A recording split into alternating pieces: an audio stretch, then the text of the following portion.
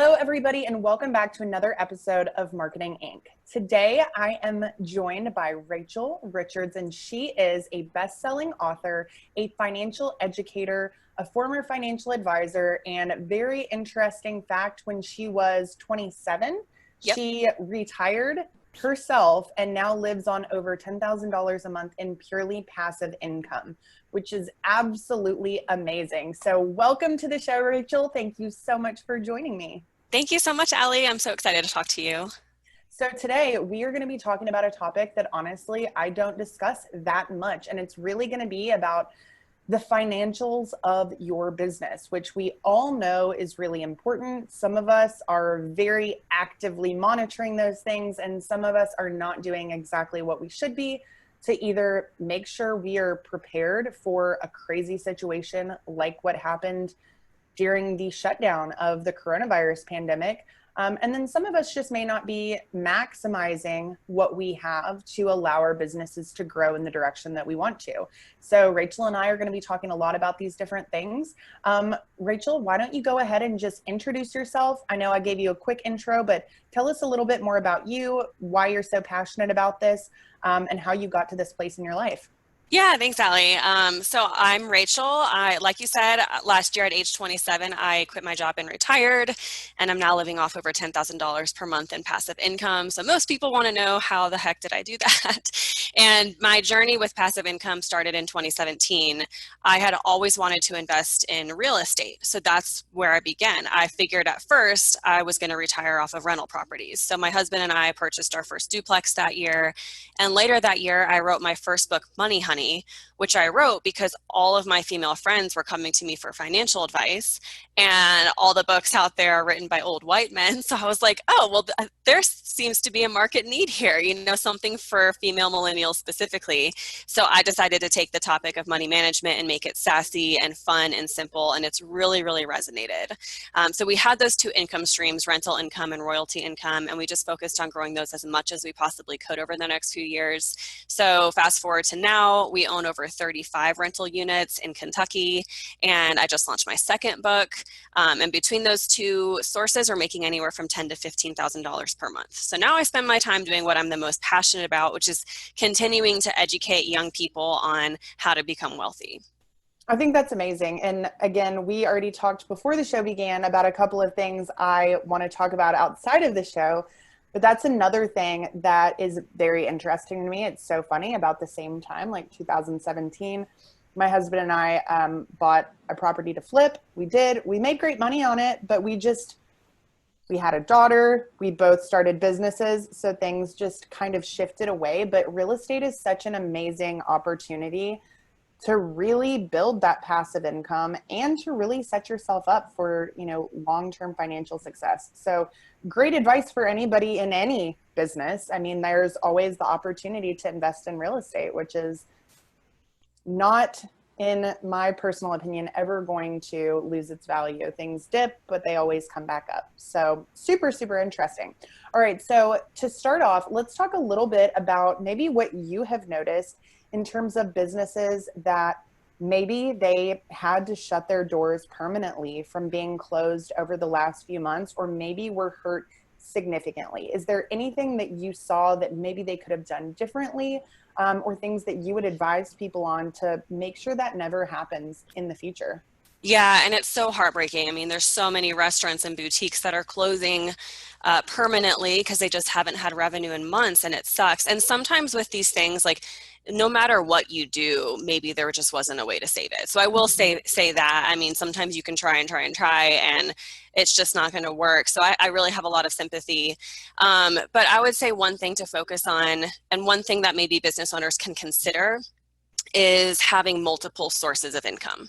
Because if you're a business owner and you're a boutique and you're selling products, or you're a restaurant and you have people come in to buy food, if that single source of income goes away or is reduced or is lost, then you're really going to have to scramble to figure out, well, how am I going to make money right now? And I think that's where a lot of people got into trouble. So I love talking about this concept of income diversification. It's, how can I take this business? Yes, I have my one main source of income, but how can I diversify that and have 5, 6, 7 sources of income? That way, if one goes away, you're still going to be kept afloat. So a great example just in my personal life right now is my rental income. It has been significantly impacted. I think a normal month I make $7,000 to $12,000 per month. In April, I made $1,000. So Wow. basically, I broke even. Mm-hmm. And to me, I was like, well, that's fine. If I break even for a few months and that's my worst case scenario, I'm happy. But the reason I'm not in a total panic or I'm going to, have to file for bankruptcy or go into credit card debt is because I have these other income streams keeping me afloat. And they're totally unrelated, but any business owner can think about income diversification, making sure you have multiple sources of revenue, because that's really what's going to keep your income secure and stable in the long run. Absolutely. And so this is something that I've had to talk about with my students primarily in our local marketing mastery program. So several of them are retailers and they did have to close their doors. So being able to just sell the exact same products online, I mean, that is a huge step in the right direction, because ultimately businesses that are a bricks and mortar retailer, they are relying on that foot traffic. And a lot of times they're relying on someone to come in for one thing and then purchase other things to be able to make more from those existing customers. Well, if you don't really have a clear understanding of how to sell those products online, which I've experienced with one of my students, I mean, she definitely wants to, but the process of everything that has to be done in order to make that happen can be a little bit overwhelming. You want to make sure that you prepare these things before you may actually need them, because when the time comes, if you're in a stressful situation, it's going to be that much more difficult to launch the technical aspects of something so brand new. The second thing that I'd like to mention is that your audience is actually where your money can come from, regardless of what you're selling.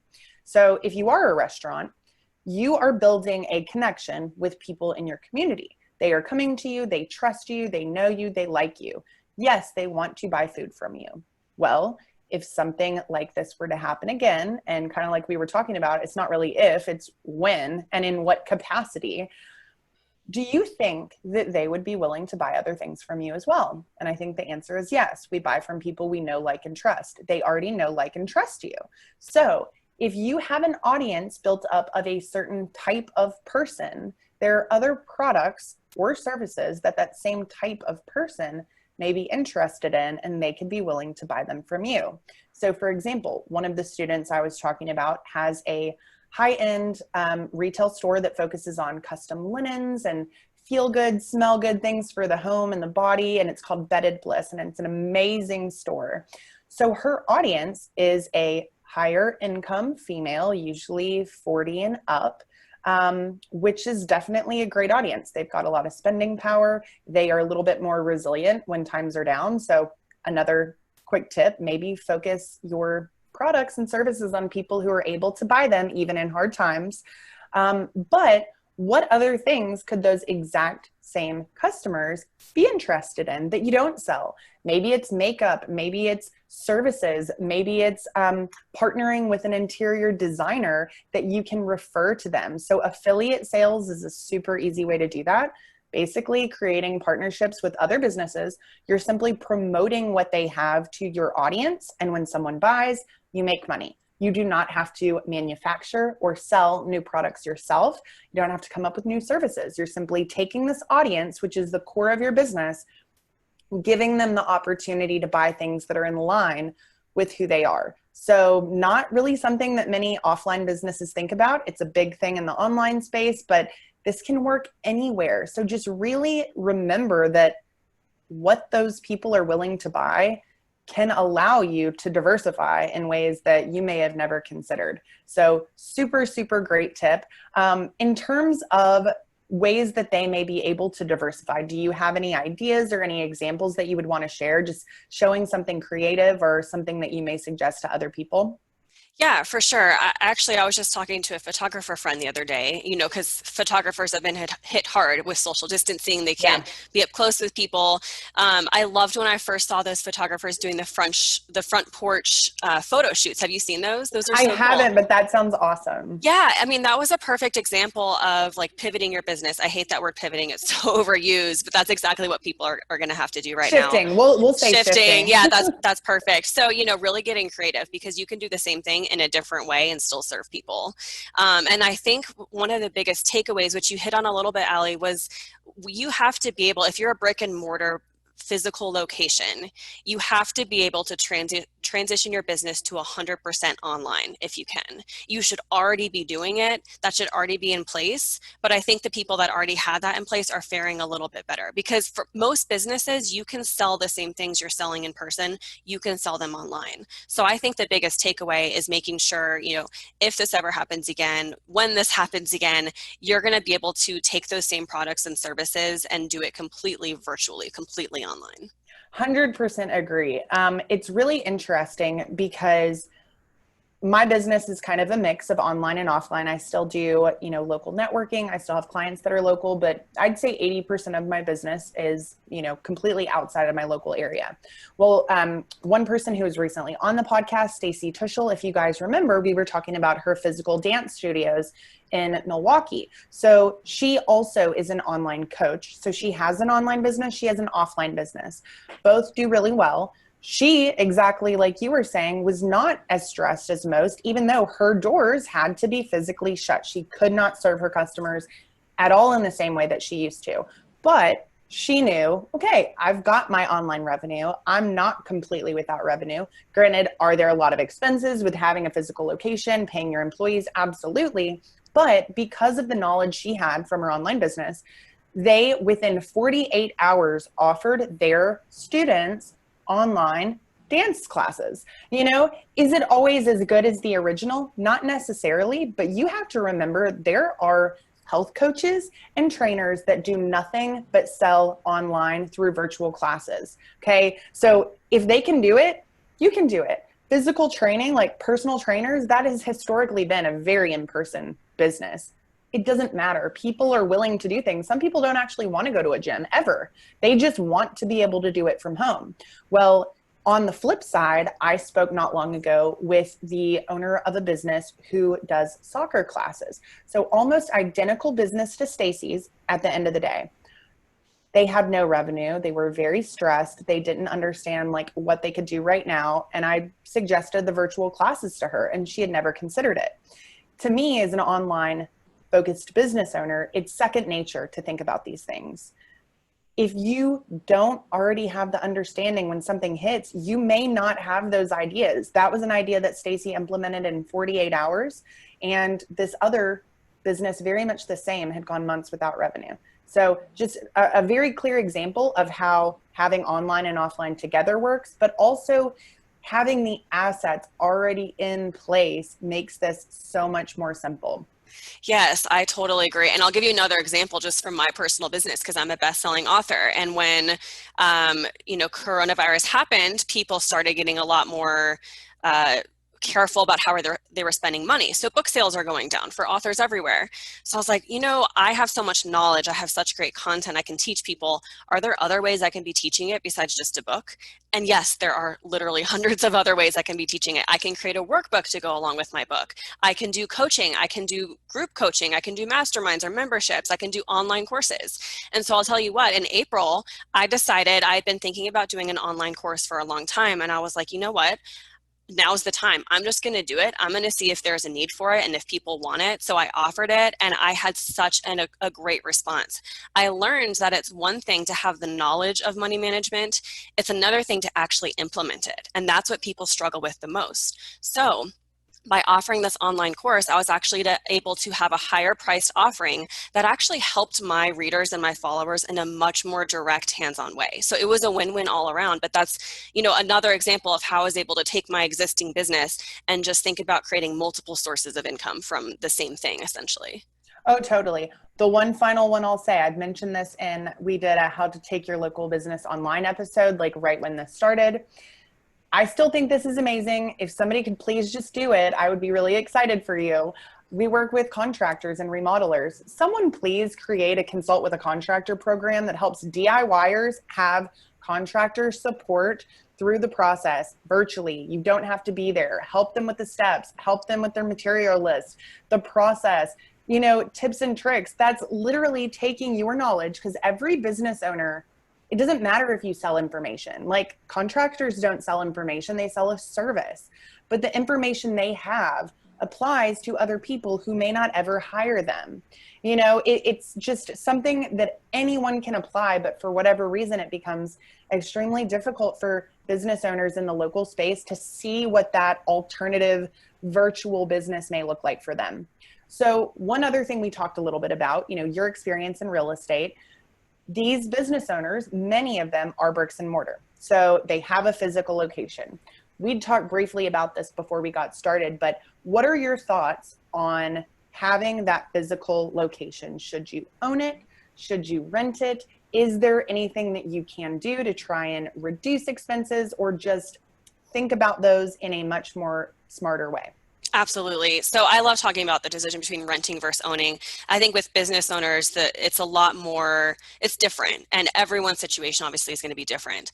The first 12 months as a business owner, they're so important. You're learning what your revenues are, what your expenses are, and your revenue can really fluctuate a lot in the first 12 months, and hopefully it's growing over that period of time. So, when I think about deciding to purchase a rental property, the decision is very cut and dry for me, because I can do the numbers. I know pretty much exactly how much it's going to rent for. So I know my revenue, I know all of my expenses. It's very easy for me to go in and make that purchase.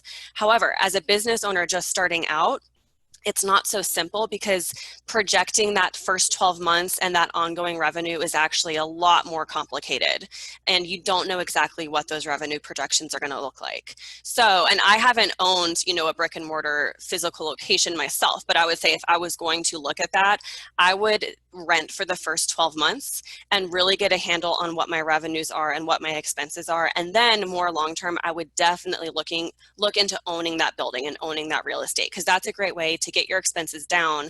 And something you can even consider is if, you're in a strip mall or a shopping center and you have the means, or you can partner with somebody to actually own that entire shopping center or that, entire office building, then you can own the building and have this really awesome asset that's working for you. And you can lease out the office spaces to other business owners and basically get your own space free of rent. So there's tons of advantages to doing that. I think it's great for the long term. I would just start off by renting for the first little bit to really ensure you're going to be making the revenue you think you're going to make, and that you're going to be able to survive and thrive in the long run. Yeah, absolutely. So, in terms of just analyzing those decisions for yourself and your business, sometimes it is not cut and dry. You will have to look at a lot of different aspects of your situation, and you just need to be willing to do that. So we talked a bit earlier about, trying to really understand which purchases might be best for you. If someone is thinking about investing in something for their business, whether that is in a time of prosperity, or whether it is in a more difficult time, I don't think that ever goes away. Business owners always need to be very intentional about what they're spending their money on. So what do you suggest, whether it's personally or professionally? What types of investments are worth it? What types of investments are credit worthy in order to make them, versus what you may need to save up for in cash? What are your thoughts on that? Yeah, I think business owners, when it comes to spending money, they just have to be so protective of their profit margin. And the biggest mistake I see business owners making, and I'm guilty of this myself, is just spending money without really thinking through that decision. Because a lot of times you just feel like, oh yeah, well, I need to spend the money on this, and I need to get this website, and I need to get this email marketing campaign and stuff. And a lot of the times you really have to pause and ask yourself, Do I really need to though? Is it really 100% necessary? And I think the most important question you can ask yourself as a business owner is, okay, if I'm spending 20 bucks or 100 bucks or 1,000 bucks on whatever this is, am I going to generate that 20 bucks, 100 bucks or 1,000 bucks back in revenue?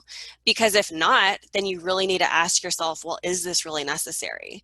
You know, one thing I did really well with publishing my first book, Money Honey, is I had no idea if I was going to make even $1 from publishing it. I had no idea if it was going to do well or not. Luckily, it did way better than I ever thought. But at the time, I just wanted to be really frugal and conservative, and I didn't want to be out thousands of dollars. So I launched Money Honey for under $600, which is very, very cheap. And at the time, I was like, okay, what are the essentials?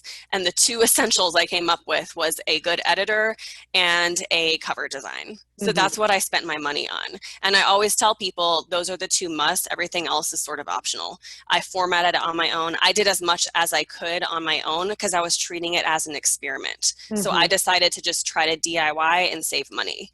Now, later on in your business, if you try to DIY too much, you'll get in trouble because there does come a point where you have to start outsourcing things or else you're going to really limit your revenue growth.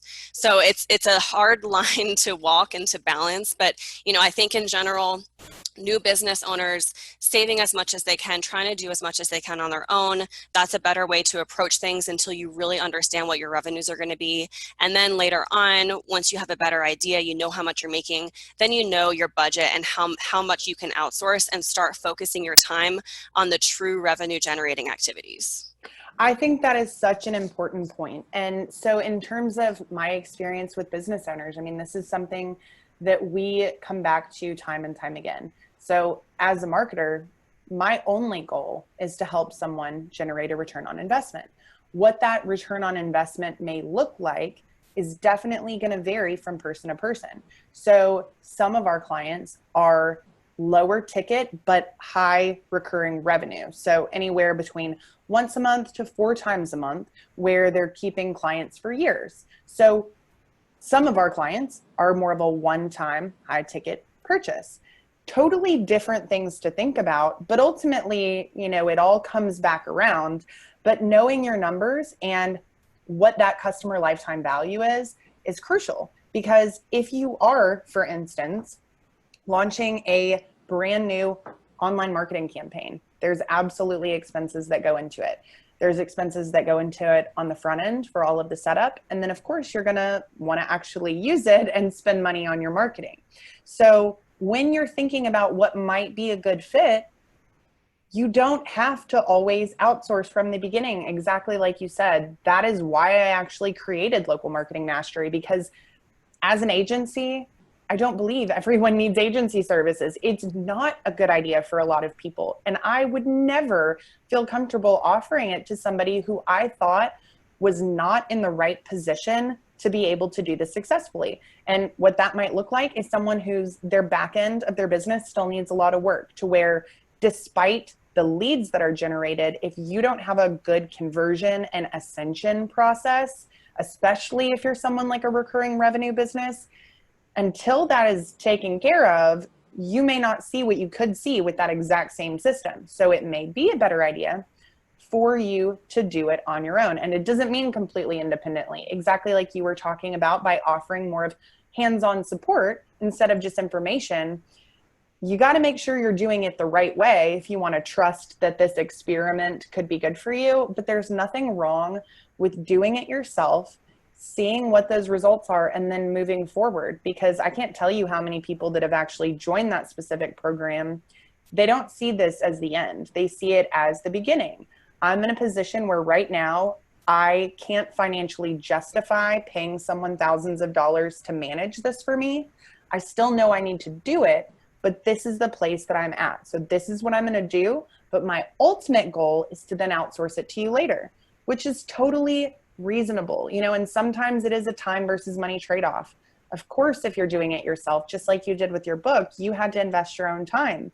But because you had really analyzed the risks financially, you knew that if you didn't want to potentially put yourself in a bad spot, you needed to be smart. And maybe that meant staying up an hour later every night to work on that. Maybe it meant sacrificing some of those other things that aren't moving the needle. things that you don't even actually think about.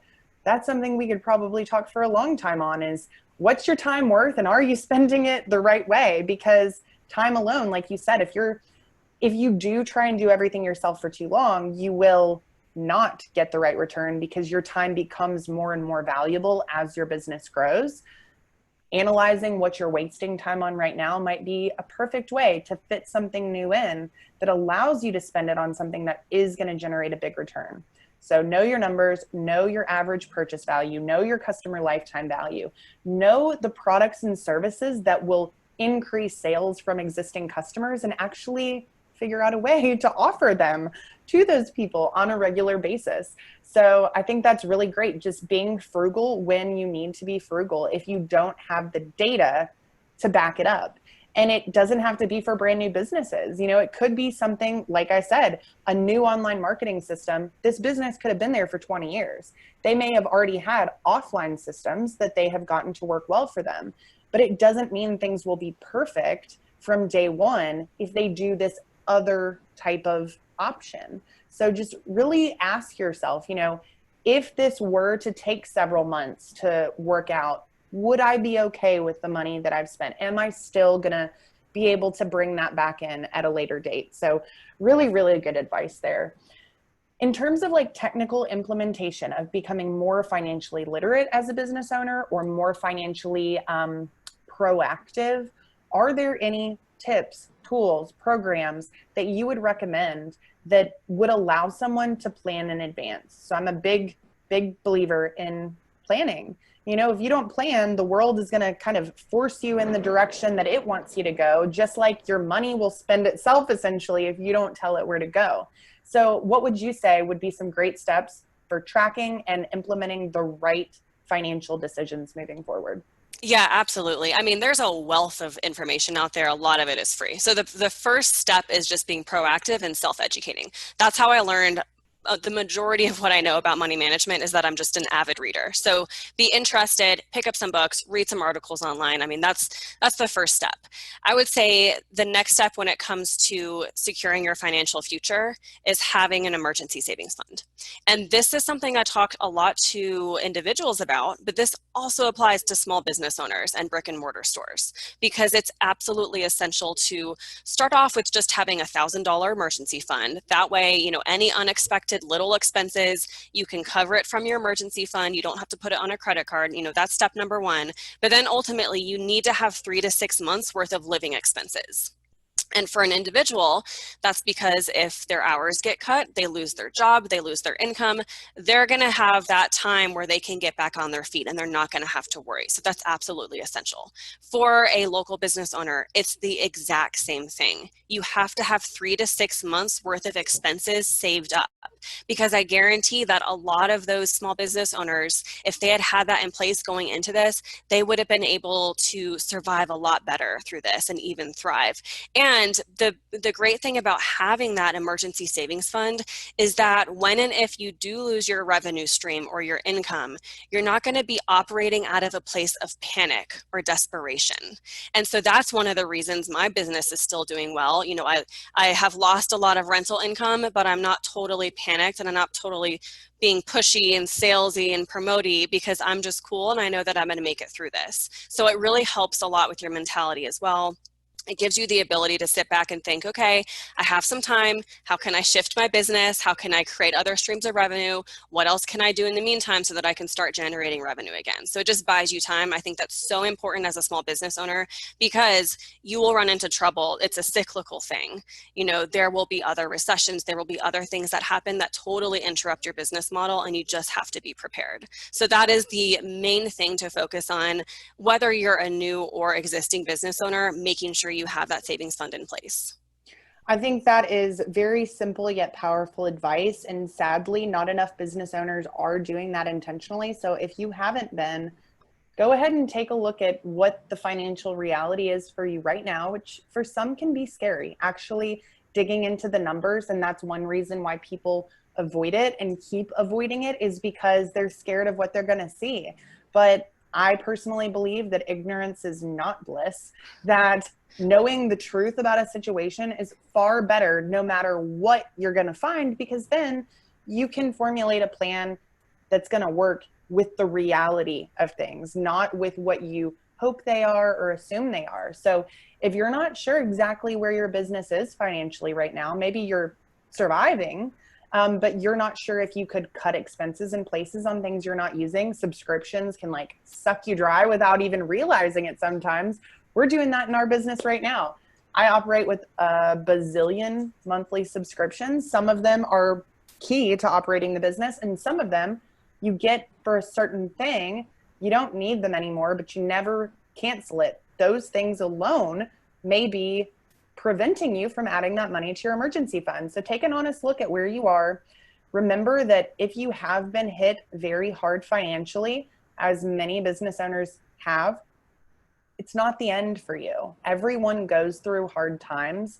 And if you are still able to serve, if you are still able to perform those things that were making you money, and even if you weren't and you're willing to get creative, the opportunity is still there. You don't have to end 2020 at a loss.